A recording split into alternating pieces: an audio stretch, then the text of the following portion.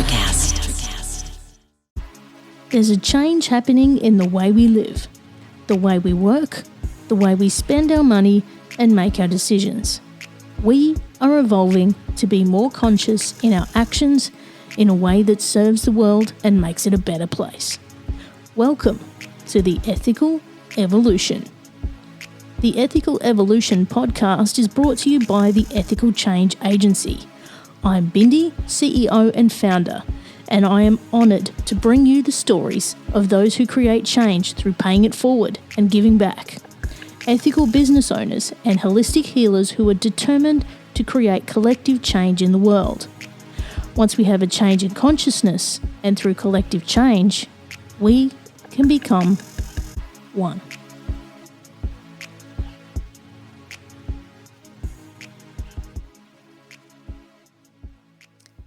My next guest and I crossed paths over 8 years ago when I hosted a local LGBTIQ radio show called Get Your Queer On.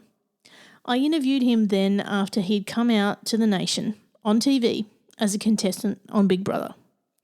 Soon after this reality TV experience, he was used as a political football and was bashed for being gay in Brisbane's Fortitude Valley. Back then, this wasn't an easy conversation to have. Luckily, since then, things have changed. David Graham, best known as Farmer Dave, graced our screens in 2006 as a Big Brother contestant and has since also been seen on Dancing with the Stars and has travelled the world as a model and political activist.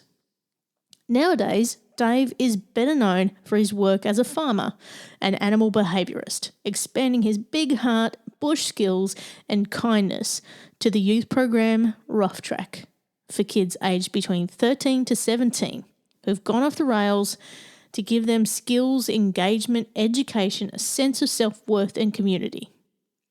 They help to empower these young people by helping them establish trust and bonds with amazing working dogs. The 12-week journey sees them joining up with a young dog at a similar stage in life to themselves and working together to accomplish daily goals of manners, communication, overcoming challenges, sheep herding, and fun dog sports such as canine super wall and dock dogs. The RuffTRACK crew then takes this knowledge on the road with incredible community outreach programs and performances in schools across Australia. Knowing Dave, this sounds like a match made in heaven. Welcome, Dave, to the Ethical Evolution. Awesome. Thanks for having me. Oh, look, it's not the first time you and I have caught up in an interview. Last time was probably about 8 or 9 years ago on a LGBTI radio show. Yeah, and look, you know, time's been cruel and so is the sun, and I look 30 years older, but you look exactly the same. Oh, do I? Oh, you're so sweet. Now, can you tell us your background and who Farmer Dave is for those of us who haven't heard of you or watched Big Brother? Well, grew up the youngest of 11 kids on a 45,000 acre station about 100 kilometres north of Gundawindi. And my dad's one of these blokes that loved the cheap labour of breeding, of his own breeding program. So every time he had a new kid, he'd get another 5,000 acres. And then when I come along, he doubled the size of the farm. So we had 100,000 acres. And so pretty much so my role in life was to take on the farm from him. And you know, bit of an argument with mum and dad about if I'd go away to boarding school or not, or just stay working on the farm and do school of the air. Yeah. And but anyway, mum won out, and she sent me off to boarding school from the age of 9. So I went to a prep school in Toowoomba and then an international school. But my father didn't like the idea that the international school was 7.5, 8 hours drive away, and also mixing with very different people to what he thought that we could be mixing with. So then he sent me back to a grammar school in Toowoomba, an all-boys grammar school. From there, I did my jackaroo-ship right across the outback from the Mallee of Victoria, where my dad's people settled, right up to the western parts of Queensland. And then did a weird thing, run away from run away from home with my mates who thought that I was a trapped slave and went to Sydney. And one of those weird situations that only happens in movies where I got hooked up with a modelling agency from Milan, and a week later I was living and working in Italy, working as a living clothes hanger. So did that for about a year of being one of these international models going all over the world and seeing things that I didn't really know existed, and really living a style of life or in interacting with people that I didn't have any concept of. So it really blew my mind as a person and opened my mind from that rural Queensland grammar school kid that I was, and it was pretty pivotal in the opening of my brain from the closed-mindedness that I suppose that I grew up with. And from there, crikey Moses, I travelled to 80-odd countries, fell in love in Mongolia with a herdsman, and suddenly thought, holy crikey, I'm attracted to men. And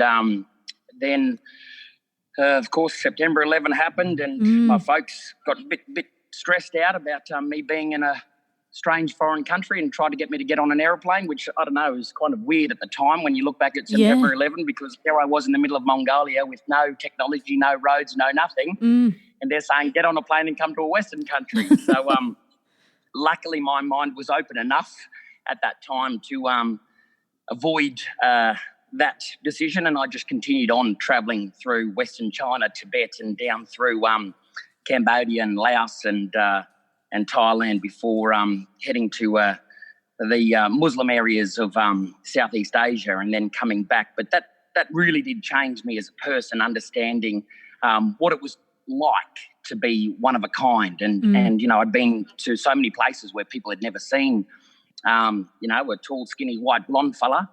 And especially in the Muslim areas of Southeast Asia, in that few months after September 11, really feeling the intense racism and hate towards myself, even though I'm not American or anything like that. I really started to understand how many people in minorities could possibly feel. And that, again, opened my mind to understand anyone in Australia that was a minority that feels that intense I want you dead because of who you are, not what you do. Yeah. And that was pretty profound for me. But unfortunately, my folks said that I had to go back to the farm, and so that's pretty much what I did for the next few years until, I got bashed out there in Brisbane and trying to stand up for some blokes that were being hit on by a gay hate gang.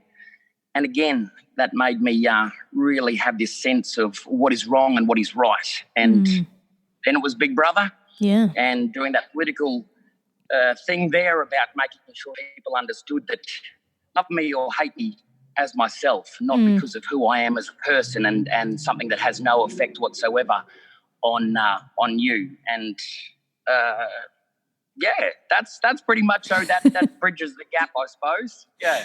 And you've come a long way since Big Brother. I mean, that was back in 2006, and I remember that moment. They've since said that it's a watershed moment in Australian TV, what you did then, and it was a very different time to what it is now, and it's much more acceptable place to be than it was back then. But since Big Brother, you've come a long way, and now you're doing work with RuffTRACK. Can you tell us about that and what you do there?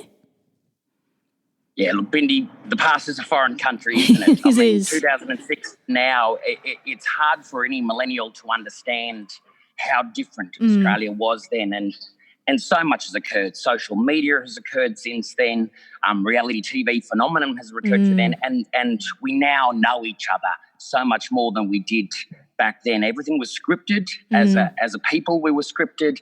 We had clear boxes which we had to go into.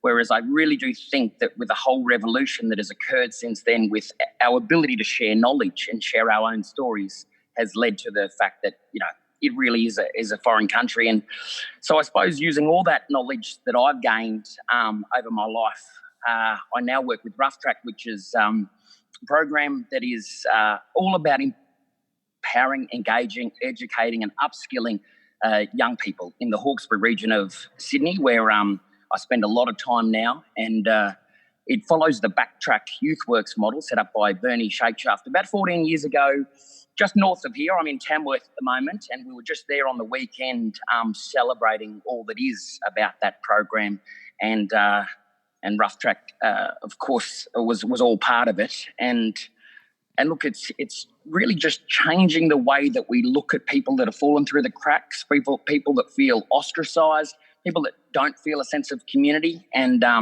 we only started RuffTRACK 4 months ago.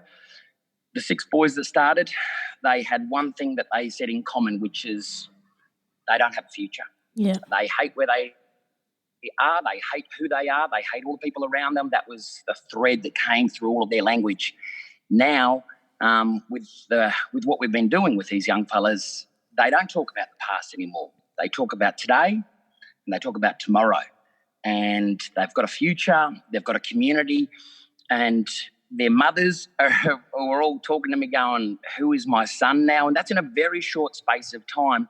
And seriously, all it is getting the kids to have empathy and worry about others, like this young lad who's coming over here right now who's bringing me a drink. And that's the success of all of this program is getting these young fellas to not be so self-centred, because that's all they know. I mean, the world's kind of rejected them, and so that's the story that was written for them. And I'm trying to teach them that you write your own story, you turn your own page, and every new day is blank, and it's up to you to write the best story, and you're the hero of that story. So that's what we're doing in a nutshell, and the success of it is right there. Yeah. Like they're all looking after each other. They went kayaking yesterday, and it was a dream for me to see that. They, some of the kayaks fell over, but they all, paddled back. I was just watching from the bush, just keeping an eye on them for safety, and they were all helping each other out, and they were having a whale of a time.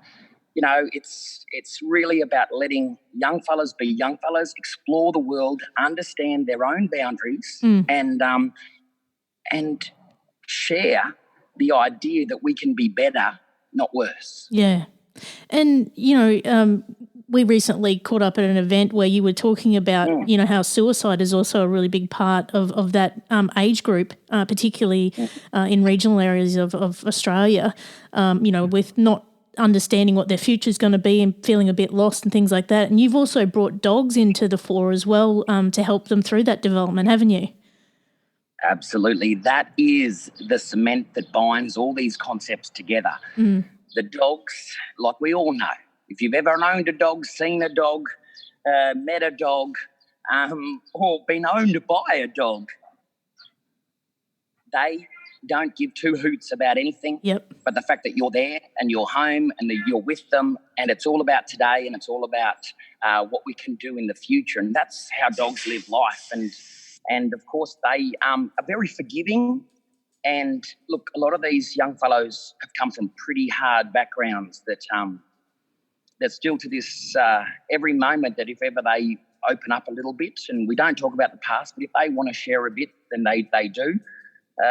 Pretty hard backgrounds. So we do what's called positive reinforcement methodology only with the dogs and also with the boys. So it's reward positive behaviour, ignore any negative or punishment or positive punishment behaviours. So that's what the dogs teach the boys. You're mean to the dog's kind of like, oh, and then suddenly you can see very clearly from a Kelpie that says, hey, this relationship is breaking down, and the boys go, oh, well, maybe that was a mistake. I shouldn't have growled at the dog, or I shouldn't have intimidated the dog. I should have maybe tried some kindness and some compassion, or give it some tucker, or just treat it the way I want to be treated. And then that permeates through their relationships with others. And when I was talking about others, their own families, their friends, their teachers, and just anyone they come into contact with. So it's the dogs that are the key to unlocking this wonderful balance in the kids' lives that often, I suppose, in the past it was religion or books that we would have to follow.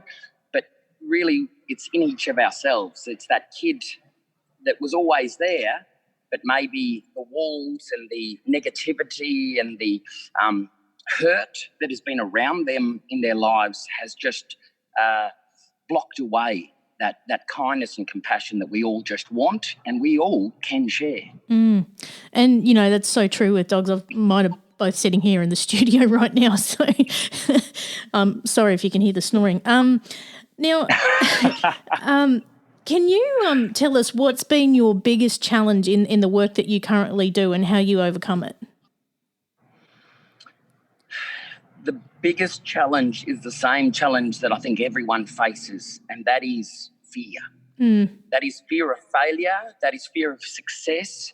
That is fear that maybe I won't be able to fix, funny word, fix, the issue that's in front of me, whatever that issue might be.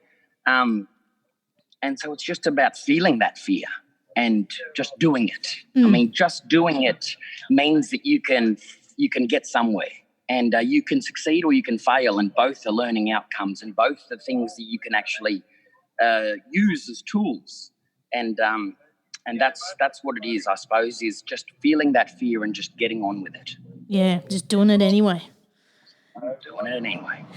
So, if you had one message to share with young men around the world, what would it be? Be kind. Oh, I love that. Just kind. That's it. Just be kind.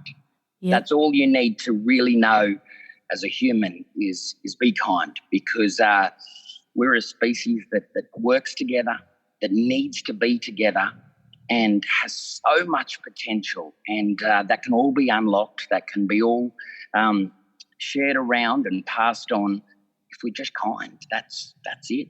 And that's a common theme that keeps coming up with everyone that I keep talking to is, it's all about kindness really, because a healed human is a kind human, and it's really only people that are hurt that hurt others. So, yeah. Absolutely. And if we know that, that if anyone comes to us and is sharing their pain with us, and that could be someone abusing us on the road, that could be someone who has a poor attitude when we walk into a store. That could be just anyone, like a teacher or a policeman or a fireman. They're sharing their pain with us, and we can be kind by accepting that they're on their own journey and they're coming from a place where they're just trying to unload the baggage that is just wearing them down. But if we come from that place of we know that they've got their own journey they're on, rather than reacting with pain and negativity and punishment, well, then we can help unload that pain from them and allow us both to move forward and live in a position where we're helping rather than hindering each other's journey wherever we're going. Yeah. And even if we only pass each other for that split second that the abuse might come out the window in your motor car or that, walking into a store and going, oh, this feels a little bit uncomfortable, I'll walk out and I'll maybe go to a different store. If we can help unload that a little bit with something as simple as a smile or a nod of the head or an acknowledgement that you exist, because sometimes we just need to know that we exist. And often when we feel rejected, that sense of I don't exist or I don't need to exist can be overwhelming for some people. And just a nod of the head, a smile, or acknowledgement, like a g'day, even if you don't get a response, can really heal someone in just that little moment of pain they may be experiencing. Yeah, so true. So what are the future plans for you with RuffTRACK and expanding your mission to help more guys out there? Well, the great thing is the Burnie Shake Shaft has created an avalanche, and BackTRACK is a shining light in what we do with empowering young people. And so there is many organisations that have set up like RuffTRACK and BackTRACK. There's ValleyTRACK that is at Grafton in the Northern Rivers region of New South Wales. We've got Western Track out there in the Western Country. So there's quite a few that are starting up. But with RuffTRACK, we're taking on 24 young people next year, which is a big leap forward from our 6 young fellows in this pilot that have taught us so much about how we can improve what we do. So it's finding leaders that can help lead the program. We've got our youth workers that are going to be coming down each of the holiday periods, and we want another couple of youth workers from the Sydney region just to help share the load. Mm-hmm. But yeah, 24 young people is our intake for the school term heading into 2020. So it's pretty big plans.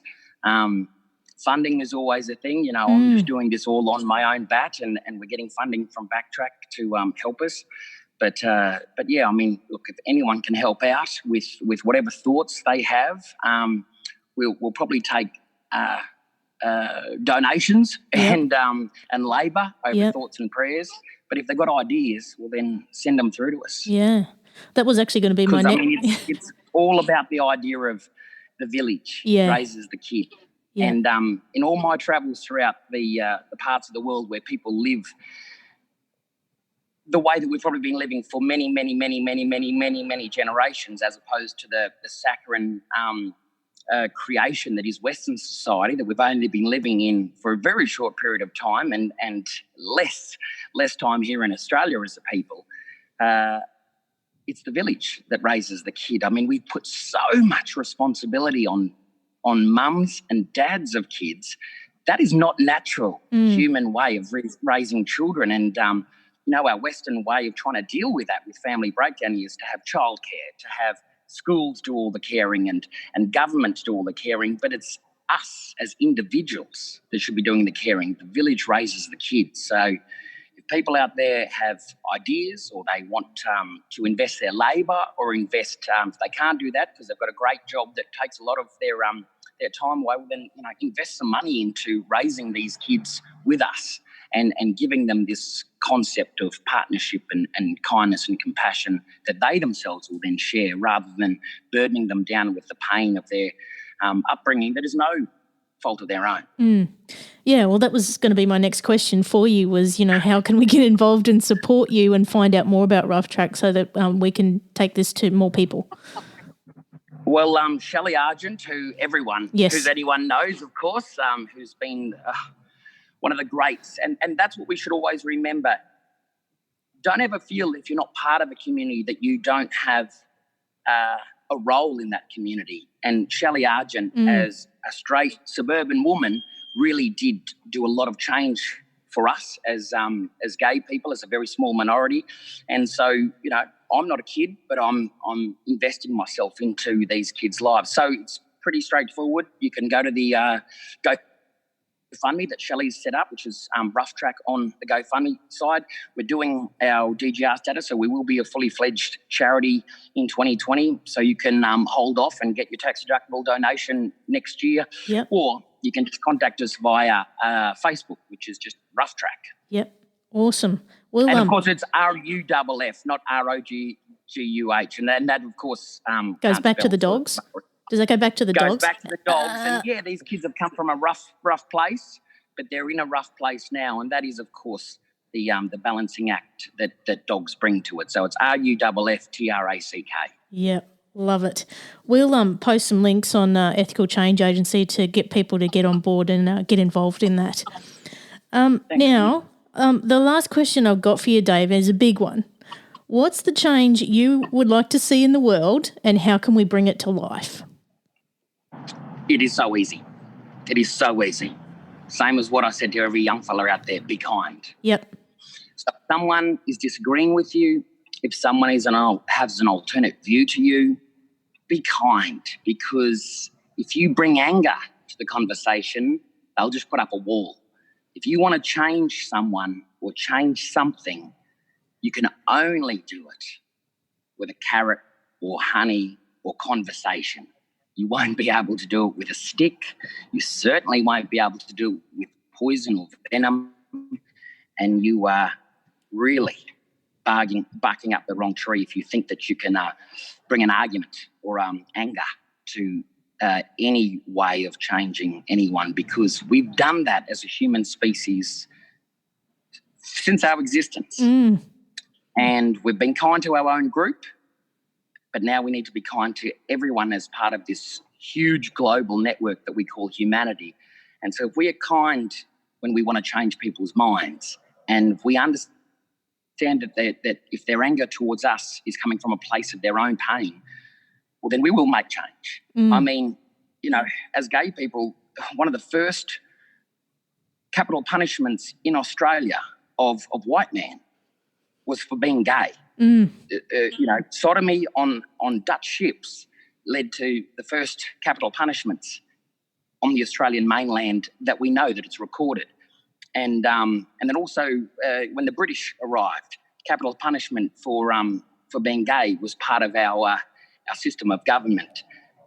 It didn't come about that we now live in a free society as gay people with equality by fighting and being angry. It came about by being kind, compassionate, and understanding that those people were coming from a place of fear. And often the people that are most fearful and are most in pain are the people that are sharing our own burden. And I think as gay people, we all know that the kid who bashed us the most at school turned out to be gay, but just had a lot of pain about it. So if we understand that, and we just be kind when we're trying to change people's mind or allow people to see our point of view, well, we will. We will get that change. I mean, look at China today. They didn't get the People's Liberation Army to roll into Hong Kong. What are those Chinese Liberation Army members doing today? They are in shirts and shorts cleaning up the streets of Hong Kong. Yeah. And that is how you bring about people to your side of the argument, is you do it through kindness and compassion. And China has learned a lot of lessons. And today they are showing that if you want people of Hong Kong to be part of the Chinese administration, you do it with honey, with carrots, and with kindness. Yeah, so true. Oh, mate, we need you for PM. Look, I just want to... with this hair. Yeah. Oh, no, you can totally rock that hair. Look, I just want to thank you so much. I know you're busy with these boys on the weekend. It is super hot at the moment. There's fires all around you. And, we're in a really bad drought at the moment as well. So you're doing it tough on the land. You're also doing amazing work for those boys and also for the LGBTIQ community. So I also would like to thank you on behalf of them for that as well. So thanks so much, Dave, for joining us today. Well, thanks for allowing me to share my story, Bindi, because that's what this is all about, right? We share each other's story and then we get to understand where people are coming from. And podcasts like this are all about making sure that people get to know people, because at the end of the day, that's all we are, right? That's it. Thanks so much, Dave. Thanks, Bindi. Thanks for listening to the Ethical Evolution podcast. If you're an ethical business owner, change maker, or holistic healer who's determined to make a change in the world and you need support to spread your message, visit ethicalchangeagency.com to collaborate.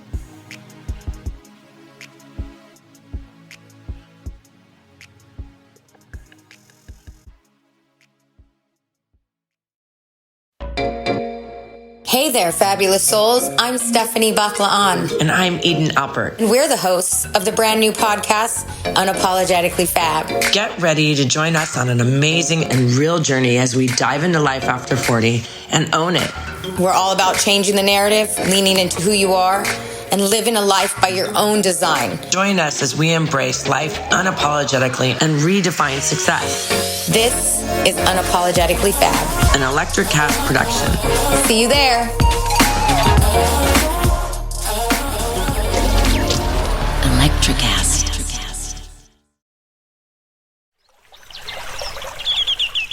Are you passionate about saving the planet for future generations? Do you want to learn how to do it? If yes, then you need to tune in to the NatureBacked podcast. It's a talk show covering the changing world around us, from renewable energy, sustainable agriculture, circular economy, to ESG and social innovation.